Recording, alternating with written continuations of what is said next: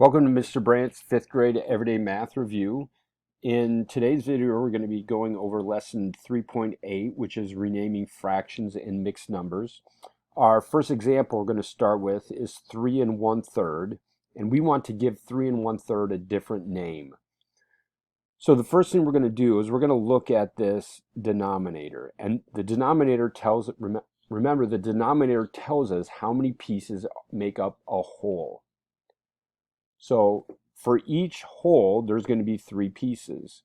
So let's go to this one, and let's divide this one and we're still going to have the whole amount. We're just going to break it up into pieces. So now we have 2 whole amount, or we have 2 whole circles, and then we have 4 pieces, and each piece is a third, so that would be 2 4/3. For the next one, I'm going to grab a different color here. And so we can break it apart even more. So we could take this whole one, cut it into thirds. Now we have one whole circle, and we have 1, 2, 3, 4, 5, 6, 7 pieces. Each piece is a third, so that would be 1 7/3. And we could even do that again. So I'm going to grab a different color again, and I'm going to break this last piece into thirds.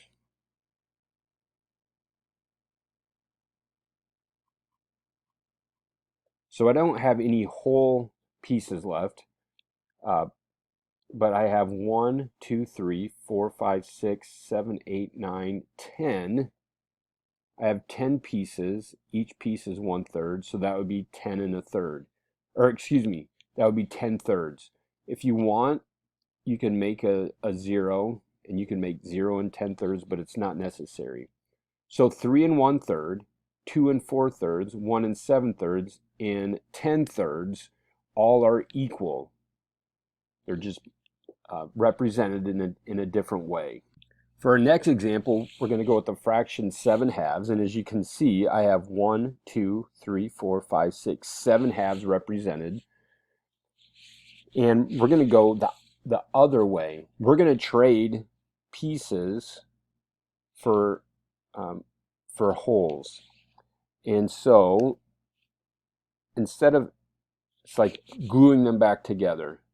So I'm going to take these 2 halves, and I'm going to make that 1. So now I have 1 whole circle and 1, 2, 3, 4, 5 pieces. Each piece is a half, so 1 5 halves. From there, I could change that, or I could put these 2 pieces back together.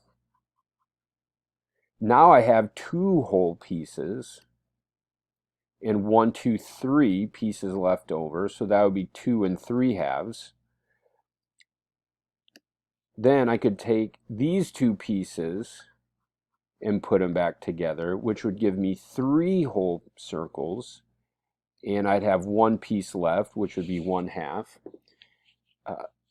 I can't combine this with another one, so we're at the last point that we can be. So 7 halves, 1 5 halves, 2 3 halves, and 3 1/2 are all equal. They're just represented in different ways. For our third example, we're going to go with 1 9/4. And as you can see here, we've got one piece that's combined, and then the other ones are cut into smaller pieces.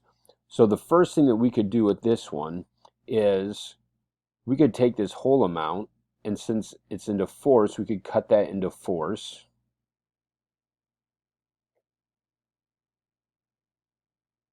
Then we'd have 1, 2, 3, 4, 5, 6, 7, 8, 9, 10, 11, 12, 13. So that would give us 13 fourths.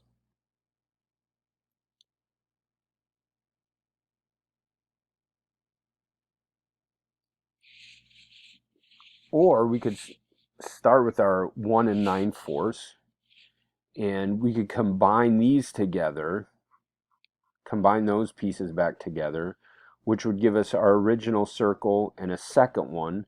So that would be 2 and 1, 2, 3, 4, 5 fourths. 2 and 5 fourths. And we could combine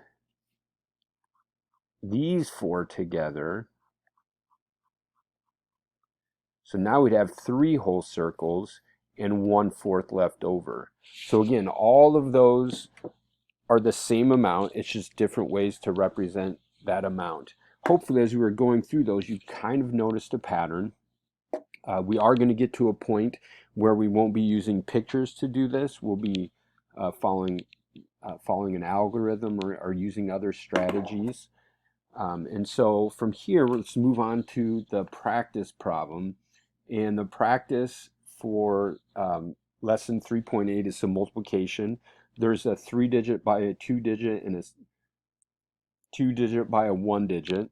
So we're going to do the 3-digit by a 2-digit example. And the number we're going to use is 374 times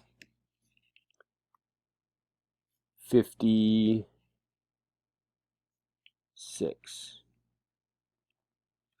So if we're doing a 1-digit, or let's think about this yellow as just doing a 1-digit. So we always start from the top and go down, and then we start from the right and go left. So 4 times 6 is 24. And 7 times 6 is 42, plus 2 is 44. 3 times 6 is 18, plus 4 is 22. So now that I'm done with the ones place, you don't have to cross those out. I like to do that to remind myself and to remind students that you do not use those numbers anymore. We're moving out to the tens place, and since we're moving out to the tens place, we're going to put our 0 here. And just like with the ones place, all of our top digits have to multiply by the tens place. So 4 times 5 is 20. 7 times 5 is 35, plus 2 is 37. 3 times 5 is 15, plus 3 is 18. Then, once we have that done, we can go ahead and add those up. It's not a very good line. So 4 plus 0 is 4. 4 plus another 0 is 4.